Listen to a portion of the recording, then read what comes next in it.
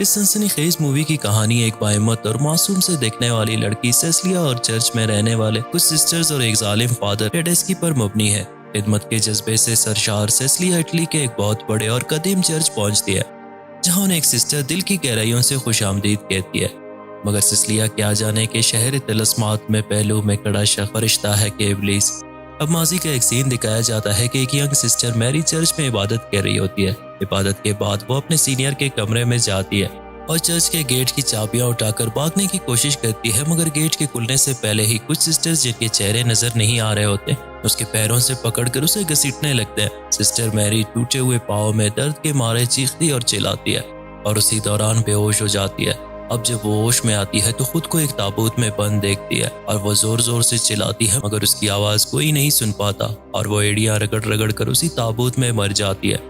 अब इसके बाद फिर से सेसिलिया को दिखाया जाता है जो फादर टेडेस्की से मिलती है और इसके बाद एक और सिस्टर इजाबेल सेसिलिया को खुशामदीद कहती है और उसे उनका रूम दिखाने ले जाती है और साथ में उसे चर्च के बारे में बताने लगती है और उससे कहती है कि बेहतर होगा तुम यहाँ से छोड़ के वापस न जाओ। सेसिलिया सेरेमनी के लिए तैयार होने से पहले एक और सिस्टर गोयन से मिलती है जो सामने खड़े होकर सिगरेट पी रही होती है। अब सेरेमनी में दिखाया जाता है कि सेसिलिया हाथ में एक मोमबत्ती उठाए फादर टेडेस्की से मिलती है। फादर टेडेस्की सेसिलिया को बताता है कि वो कैसे कन्वेंट में आया है और फिर सेसिलिया से उसके बारे में पूछने लगता है। जवाब में सेसिलिया अपनी माजी को याद करते हुए कहती है जब वो 12 साल की थी तो एक बर्फ में जमे हुए नदी के सरफेस पे घूम रही थी तो अचानक से बर्फ टूट गया और सेसिलिया इसमें गिर पड़ी और 7 मिनट तक वो बेहोश रही जैसे कि वो मर चुकी हो। फिर जब वो होश में आई तो कहती है कि गॉड ने उसे नई जिंदगी अता की, अब इस जिंदगी को गॉड की इबादत में गुजारेगी। सेसिलिया की बातें सुनकर फादर टेडेस्की उसे कन्वेंट में आने की दावत देता है, जिसे सेसिलिया फौरी एक्सेप्ट कर लेती है।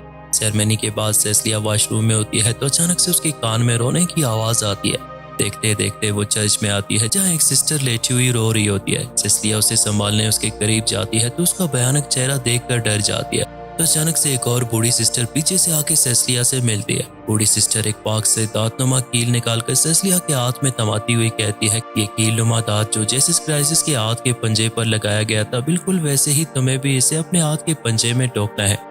इस बूढ़ी सिस्टर की बात सुनते ही खौफ के मारे सेसिलिया बेहोश हो जाती है और फिर होश में आने के बाद वो एक जालीनुमा पर्दे से बूढ़े कार्डिनल से बात करती है जो उसे जवाब नहीं देता। इतने में पीछे से कुछ भयानक चेहरे वाले बूढ़ी सिस्टर सेसिलिया को पकड़ लेते हैं और उसका चेहरा दबोचने लगता है। इसी असना में सेसिलिया नींद से जाग जाती है। सेसिलिया खौफ के मारे जोर जोर से सांस ले रही होती है, तभी वो सामने देखती है कि कोई शख्स दरवाजे पर खड़ा है। जैसे ही सेसिलिया लाइट ऑन करती है तो सामने कोई नहीं होता। अगली सुबह बूढ़ी सिस्टर नाश्ते के दौरान तमाम यंग सिस्टर्स को कुछ समझा रही होती है और इस बीच सेसिलिया गेवन से बातें कर रही होती है जो कि बूढ़ी सिस्टर को बुरी लगती है। अगले सीन में सुबह का मंजर दिखाया जाता है जहां तमाम यंग सिस्टर्स काम करती है, कपड़े धोती है और डाइनिंग टेबल पर खाना खाते हुए एक दूसरे से बातें करने लगती है, जबकि कुछ सिस्टर्स एक बनी हुई बूढ़ी सिस्टर के पास खड़ी होती है जो उसके चेहरे पर कपड़ा डालती है। सेसिलिया जब कपड़े समेट रही होती है तो सिस्टर इजाबेल उसे दूर खड़ी होकर घूर रही होती है। सेसिलिया जब दोबारा से उसे देखती है तो अचानक ही वो नजरों से ओझल हो जाती है। थोड़ी देर बाद शाम को जब सेसिलिया अपने बेड पे सोने लगती है तो एक बूढ़ी सिस्टर हाथ में एक तेजदार दांत उठाए सेसिलिया के बाल काटती है। तो सेसिलिया खौफ के मारे जाग जाती है और इस बीमार बूढ़ी औरत को हाथ से पकड़कर वापस उसके बेड पर ले जाकर लिटा देती है। और जब सेसिलिया की नजरें बूढ़ी औरत के पाँव पर पड़ती है तो देखती है कि उसके पाँव तले क्रॉस के निशानात बनी हुई है। अब अगली सुबह दिखाया जाता है जहाँ सेसिलिया दूसरी यंग सिस्टर्स के साथ मिलकर नहा रही होती है और सिस्टर गेवन सेसिलिया के बालों को कंघी करते हुए बताती है कि उसका एक बॉयफ्रेंड था जिसके साथ सिस्टर गोयन रहती थी। इस बॉयफ्रेंड ने सिस्टर गोयन को धोखा दिया जिसकी वजह से सिस्टर गोयन ने कन्वेंट ज्वाइन कर ली और बहुत आगे बढ़ाते हुए कहती है कि कन्वेंट में रहने वाले तमाम लोग खुशकिस्मत होते हैं जिन्हें फ्री में खाना पीना और रहने के लिए जगह मिलती है। सेसिलिया खामोशी से उसकी बातें सुनती रहती है और अचानक से सेसिलिया की तबीयत खराब होना शुरू होती है तो फौरन सेसिलिया को चेकअप के लिए भिजवाया जाता है। अब सेसिलिया कार्डिनल के ऑफिस में बुलाया जाता है जहां सेसिलिया से अजीब से सवालात पूछे जाते हैं। फादर टेडेस्की सेसिलिया से पूछता है कि क्या पहले उसका किसी मर्द से कोई सेक्सुअल ताल्लुक था, जिसके जवाब में सेसिलिया कहती है कि उसका किसी से कोई ताल्लुक नहीं रहा और वो अभी तक वर्जिन है। डॉक्टर दोबारा से सेसिलिया का अल्ट्रासाउंड मशीन के जरिए चेकअप करते हैं तो उन्हें पता चलता है कि सेसिलिया प्रेग्नेंट है। तो फादर टेडेस्की और बूढ़ा कार्डिनल बहुत खुश होते हैं और वो इसी खुशी में एक जश्न का एहतमाम करते हैं जिसमें वो सबको कहते हैं कि सेसिलिया मरियम की तरह गॉड की तरफ से हमारे लिए एक मौजज़ा है, जबकि सिस्टर इजाबेल और गोविन खुश नहीं होते। अब इसके बाद अगले सीन में दिखाया जाता है कि सेसिलिया फिर से उल्टी करने लगती है और इसी दौरान उसके मुंह से एक दांत भी गिर जाता है। अगली सुबह को सेसिलिया जब डाइनिंग पे जाती है तो तमाम सिस्टर्स इसके एहतराम में खड़ी हो जाती है और उनमें से कुछ सीनियर सिस्टर सेसिलिया को नाश्ता देती है और उसका खास ख्याल रखती है, जबकि सिस्टर गोविन इसके लिए परेशान रहती थी। और अब नाश्ते के बाद सेसिलिया वाटर टब में लेटी हुई रिलैक्स हो रही थी कि अचानक सिस्टर इजाबेल सेसिलिया को गले से पकड़कर पानी में डुबोने लगती है। सेसिलिया जोर जोर से चीखती हुई खुद को बचाने लगती है। तभी कुछ यंग सिस्टर्स वहां पहुंचकर सेसिलिया को बचा लेते हैं और सिस्टर इजाबेल को पकड़ कर ले जाते हैं। अब डॉक्टर फौरन से सेसिलिया को दोबारा से चेकअप करते हैं और फादर टेडस्की से कहते हैं कि बच्चा बिल्कुल तंदुरुस्त है। सेसिलिया सोचने लगती है कि सिस्टर इजाबेल ने ऐसा क्यों किया और वो फादर टेडस्की से यही बात पूछती है। जवाब में फादर टेडस्की उसे कहता है कि उसने सिर्फ जेलसपन की वजह से ये हरकत की है। सेसिलिया फादर टेडस्की से कहती है कि वो चर्च से बाहर हॉस्पिटल में किसी और डॉक्टर से चेकअप करवाना चाहती है क्योंकि उल्टी के दौरान उसका एक दांत भी गिरा था। जवाब में फादर टेडस्की सेसिलिया को तसल्ली देते हुए कहता है कि वो बिल्कुल ठीक है। अब सेसिलिया और भी मोहतात होती है और एक सुबह को जब वो वॉक कर रही होती है तो वो एक खिड़की की तरफ झांकती है जहाँ 2 और बूढ़ी सिस्टर्स खड़ी होती है। तो अचानक से कोई कूद कर अपनी जान दे देती है। सब सिस्टर्स जाए वकुआ पर पहुंचती है और सेसिलिया भी फौरन वहां चली जाती है तो सिस्टर इजाबेल को मरी हुई पाती है। अब जब वो डेड बॉडी को ताबूत में ले जा रहे होते हैं तो गोविन सेसिलिया से सरगोशी करते हुए कहती है कि अपनी आंखें खोलो क्योंकि इस कन्वेंट में कोई भी शख्स काबिल भरोसा नहीं। सेसिलिया को अब एहसास होने लगता है कि जैसे कुछ छुपाया जा रहा है। फादर टेडस्की उसकी बातें सुन लेता है और पूछता है कि उनके साथ कोई परेशानी तो नहीं। उसी दौरान गोविन चर्च में तमाम सिस्टर्स को मुखातिब करते हुए जोर जोर से कहने लगती है कि आप सबको अंदाजा है कि इजाबेल के साथ आज क्या हुआ। तो फादर टेडस्की उसे खामोश कराने की कोशिश करता है, मगर गोविन खुद को छुड़ाते हुए मजीद कहती है कि कल को हमारे साथ भी कुछ ऐसा ही होने वाला है और बेहतर यही होगा कि हम सबको इस कन्वेंट को छोड़कर यहाँ से चले जाना चाहिए। अब इस सीन में दिखाया जाता है कि सेसिलिया अपनी बेड पर बैठी हुई एक फ्रेम को देख रही होती है जो अचानक एक कील से निकलकर दीवार पर लटक जाती है और उसके पीछे दीवार पर कुछ लिखा होता है। सेसिलिया जब इस पर गौर करती है तो वहाँ बाइबल का एक चैप्टर लिखा होता है जिसके कुछ अल्फाज इटालियन जुबान में लिखी होती है जिनको वो इंग्लिश बाइबल में पढ़ती है। जब वो उन अल्फाज को पढ़ती है तो वो बहुत परेशान हो जाती है क्योंकि इस वर्स का मतलब होता है कि अक्सर शैतान निकाबपोश होते हैं। अब उसे यकीन हो जाता है कि सिस्टर इजाबेल सही कह रही थी।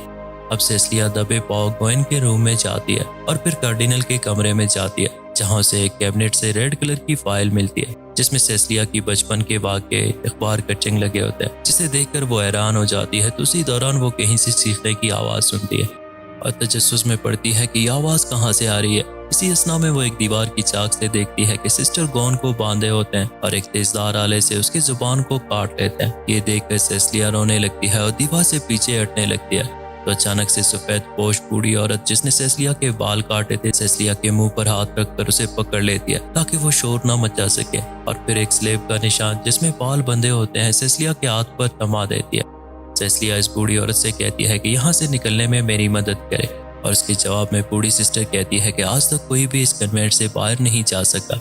अगले सीन में दिखाया जाता है जहाँ सेसिलिया जोर जोर से चीखती और चिल्लाती है जिसकी वजह से बूढ़ी सिस्टर और फादर टेडस्की दौड़ते हुए उसके कमरे में आते हैं जहां वो देखते हैं कि सेसिलिया पूरी तरह खून में रंगी हुई है।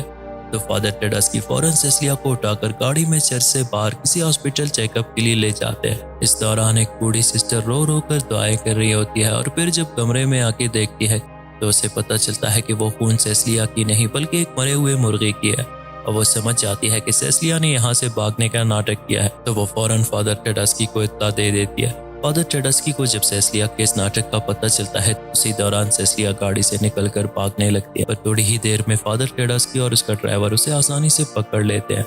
बाद में सेसिलिया को दिखाया जाता है जहां सीनियर सिस्टर सेसिलिया को नहलाते हैं और एक कुर्सी पर उसके हाथ बांधकर उसे बिठा लेते हैं। और अब फादर टेडस्की आता है, हाथ में ग्लव्स पहनकर इस कील नुमा दांत को उठाते हुए कहता है कि उसके कील में जीसस के डीएनए मौजूद है क्योंकि फादर टेडस्की एक माहिर जेनेटिक्स था और वो पिछले 20 सालों से क्रेसिस के न्यू चेन्स बनाने में रिसर्च कर रहा था। लेकिन इस बार फादर वर्जिन मैरी सेसिलिया के जरिए बनाने में कामयाब होता है।